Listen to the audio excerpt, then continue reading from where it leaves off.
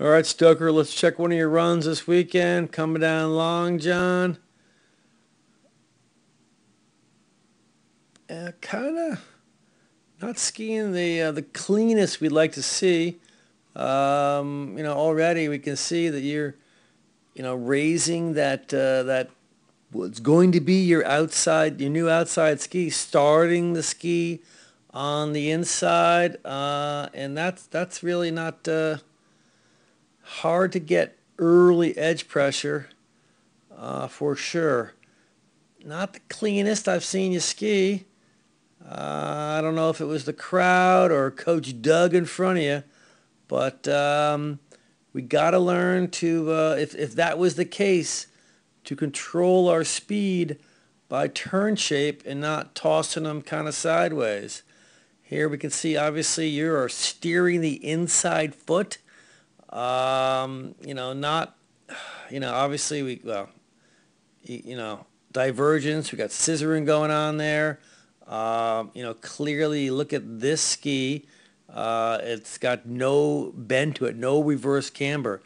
You move to the inside ski in that turn, and there's nothing going on the outside whatsoever. There's no bend there whatsoever.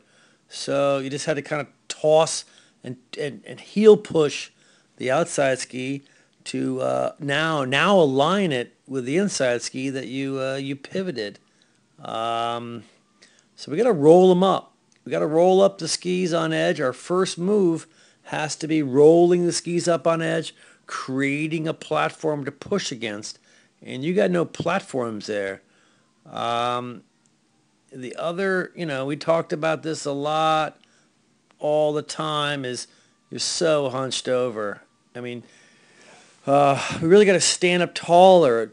My opinion is we got to stand up taller to allow the feet to get out from underneath us. You're not really getting the feet out from underneath you as much. Therefore, since they're not out from underneath you, you hunch over because you don't want to stand up. You feel like I can't stand up tall, so I'll just hunch over. Well, when you're hunched over, two things happen. We can't get the feet out from underneath us, and the hands drop. Because if you're hunched over, if you kept your hands forward, you'd be like you're diving into a pool. So you drop the hands to the point where they are like on your sides, in your pockets. So we got to get rid of that bending at the waist and hunching over. Stand up taller to allow us to try to get the skis out from underneath us. Roll them up, get a platform going, and then extend the leg. You come onto the flat here and a little bit better. There are a couple things, and we talked about this last year. Obviously, I don't need to say it, but you got your feet pretty close together. We saw it last year. We talked about it, particularly on the right-footed turns. You tend to bring them really close and then widen out. Another thing, we talked about it earlier in this video. We got to get it. Well, there we go again. Really narrow feet. We have to have a consistent width. You widen it back out here, and I got to imagine. Can we see it there? It's not off the ground, but it's light, and you tossed them there. But the hunching over right there, it looks like you are almost going to drop into a tuck. So we got to stand taller. We got to stand taller, get the hands out in front. And we got to really avoid initiating an inside ski. Let's see if we see it here. It's got to be coming up somewhere. It's light. You can see it there. No bend to the outside ski. Let's see. You're rolling up better on the flats, I will say. But there we go. That's what I'm talking about. We cannot initiate a new turn with our new outside ski off the ground. Pretty much impossible to get early edge pressure when your ski is not on the snow.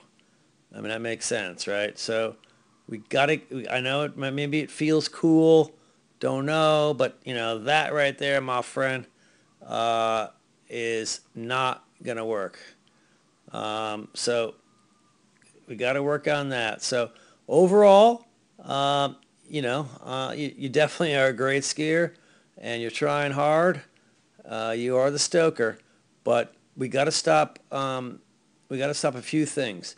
We can't be hunched over like that. It looks like you're dropping into a tuck in the middle of each turn.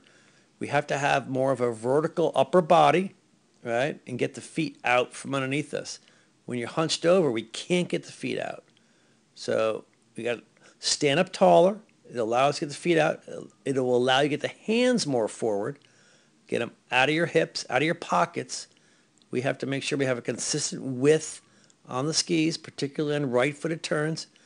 And we have to have a definitive weight transfer at the completion of a turn to the new outside ski and not lift it off the ground. But we'll get there, my friend.